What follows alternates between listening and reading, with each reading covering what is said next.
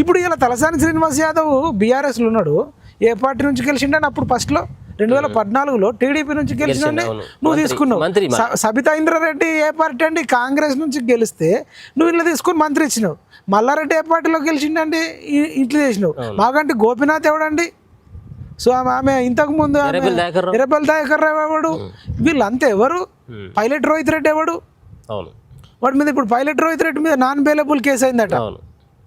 వీడు ఏదో కంపెనీలో పనిచేసే పార్ట్నర్ల మీదనే చెక్ రాసిస్తే చెక్ చెల్లలేదట, నాన్ బెయిలబుల్ కేసు.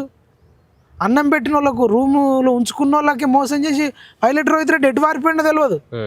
ఇప్పుడు పైలట్ రోహిత్ రెడ్డి మీద చర్చ జరగాలి యాక్చువల్లీ. అవును, పైలట్ రోహిత్ రెడ్డి పక్కకు తప్పిపోయింది. అసలు ఇట్లాంటి పైలట్ రోహిత్ రెడ్డి లాంటి వాళ్ళు, కౌశిక్ రెడ్డి లాంటి వాళ్ళు, లేదంటే బాల్కా సుమన్ లాంటి వాళ్ళు, గాదర్ కిషోర్ లాంటి వాళ్ళని రౌడీలను పెంచుకొని తెస్తున్నారు తప్ప మీకేం రైట్స్ ఉన్నాయి?